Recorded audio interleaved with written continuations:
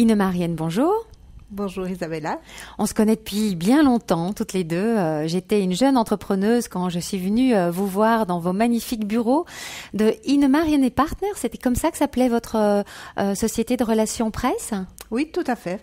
Et vous avez été pour moi ce qu'on appelle un role model, enfin une femme inspirante, parce que c'est assez rare de rencontrer une femme entrepreneuse qui a une structure assez importante et beaucoup d'ambition, mais c'était encore plus rare à l'époque.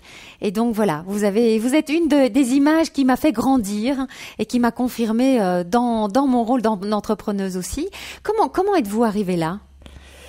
Mais je crois qu'il y a plusieurs facteurs qui ont joué chez moi. Non seulement je viens d'une famille d'affaires, en fait. Mon père était un homme d'affaires et ma mère était dans le business également. Donc il a créé après, il avait trois business et le dernier il a créé pour ma mère. Et donc c'est grâce à ma mère que ce business a grandi. Il existe toujours. D'ailleurs il y a un de mes frères qui est entré là-dedans, qui l'a complètement transformé et qui est un trader maintenant international. En meubles de loisirs. Et donc, avoir été éduquée dans un environnement de business a fait que, moi, suivant un parcours, je dirais au début, de consultance, parce que je voulais pas vendre des produits.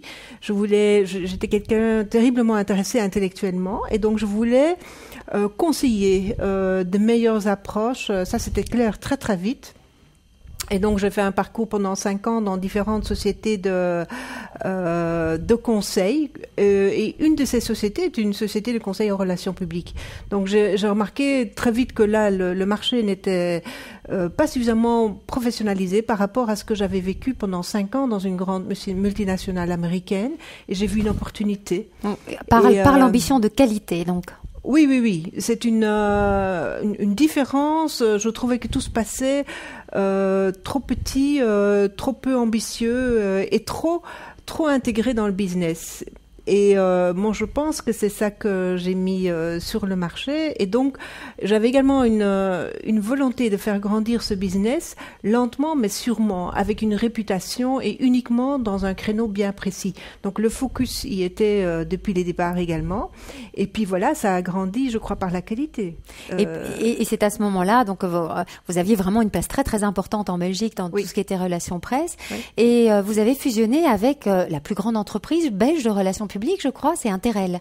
Oui, ils n'étaient pas la plus grande, hein. Ils étaient un tout petit peu plus grands que moi, mais ensemble, on est devenu la plus grande. Et donc, on voyait des deux côtés, de nouveau, une énorme opportunité avec ce marché européen qui devenait de plus en plus grand. Et pour signifier quelque chose, moi, j'avais 15 personnes, je crois qu'eux, ils avaient une vingtaine de personnes. Et ensemble, on allait être d'une taille et aussi d'un background financier plus important pour pouvoir investir dans des nouveaux domaines, de nouveau des opportunités qu'on voyait comme le European Public Affairs, pour engager des gens de très haut vol pour travailler dans ce secteur.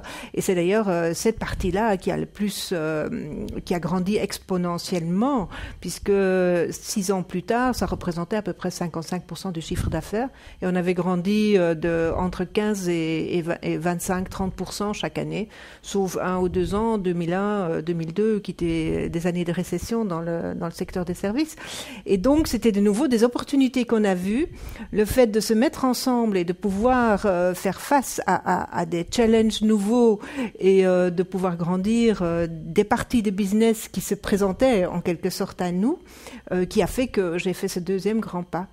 J'ai l'impression qu'il y a des valeurs qui jalonnent tout votre parcours professionnel jusqu'à arriver à ce qui nous occupe aujourd'hui. C'est le lancement d'une nouvelle société, mais on va y arriver tout de suite. C'est ambition, sérieux et qualité. Est-ce que ça peut être résumé à ça ? Je ne suis pas quelqu'un... oui, je suis ambitieuse, mais par la qualité, la créativité. Certainement, je ne veux pas mettre un service dans le marché courant ou comme tout le monde. J'ai toujours voulu me démarquer et je crois que j'ai bien réussi là-dedans et je le refais maintenant. Clairement, voir une opportunité dans le marché et là-dedans exceller. Moi, pour rien n'est bon assez. Des valeurs comme je suis quelqu'un de terriblement respectueux par rapport à tous mes collaborateurs, ce qui fait qu'on crée un engouement ensemble pour mettre un service vraiment de très très haute qualité sur le marché. Je crois l'éthique aussi. Une éthique très très forte, un sens de responsabilité. Et je crois que là, par exemple, cette éthique et responsabilité et ce souci que tout le monde soit bien dans cette société, comme quasiment comme un des objectifs de l'entreprise, est quelque chose, je crois, qui est plus présent chez les femmes que chez les hommes. J'ai eu 3 partenaires dans la deuxième partie du business fusionné. Et je crois que ça, c'est quelque chose, le bien-être des gens est vraiment très typique des femmes et crée une adhérence évidemment supérieure. Mais ce n'est pas en soi le but. Donc les valeurs, créativité, qualité, je dirais même presque chercher la perfection, responsabilité, le team, les gens et le bonheur des gens, un peu d'humour et beaucoup de passion. Alors maintenant, justement, en parlant de passion, donc vous êtes vraiment construit cette expertise en communication stratégique. Oui. Et maintenant, vous relancez une activité dans ce secteur-là. Expliquez-nous. Oui, mais communication stratégique, j'ai toujours eu un lien intime avec le business. Pour moi, une communication, ce n'est pas faire de la communication, en fait, c'est faire avancer le business ou la politique. Créer une plus grande acceptabilité par rapport à des politiques publiques. C'est aussi passionnant que de faire réussir le business, de diminuer les risques qui sont là et de voir quels sont les éléments en communication qu'on peut améliorer ou contrôler ou maintenir ou comment construire cette situation optimale. Et aujourd'hui, donc, c'est beaucoup plus précisément parce que je suis quelqu'un d'éminemment stratégique. Si je n'ai pas de vision vers quoi, même si c'est un très grand business, veut évoluer, je suis incapable de faire les choix en communication qui sont les meilleurs pour ce business. Ouais. Donc, je dois être dans et je crée cette vision en communication également. Donc, je me concentre sur tous les dossiers qui ont une importance stratégique pour le business et dans lesquels la communication peut être un élément de réussite ou où peut y avoir des failles et de trouver exactement ceux qui sont les plus importants. Je crois qu'il faut avoir une très bonne idée de comment fonctionne le monde économique aujourd'hui. La même chose pour tout ce qui est politique. Le deuxième élément que je mets dans le marché, c'est du management d'image et de réputation. Mm-hmm. Et donc d'aider les chefs d'entreprise. Donc à côté de la communication stratégique. Oui, il y a des domaines qui sont les mêmes là-dedans, hein, mais la volonté est un petit peu différente. La réputation ou la communication stratégique a directement à voir avec les business.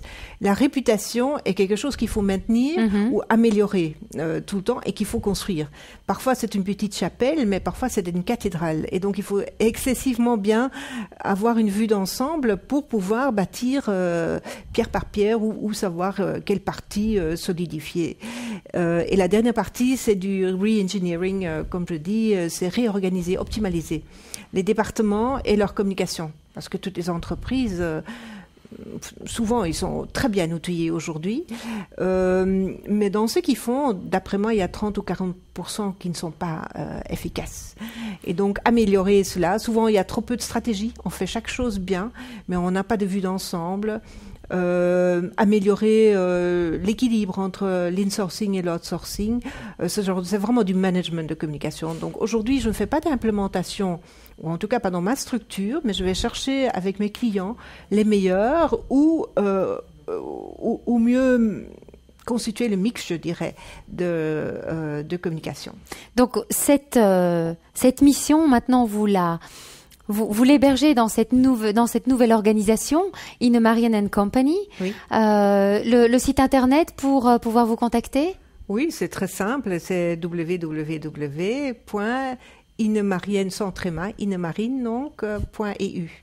Voilà, merci en tout cas beaucoup pour cette interview et j'imagine que ça va donner beaucoup d'inspiration à nos auditeurs. Merci beaucoup. Je l'espère. Merci.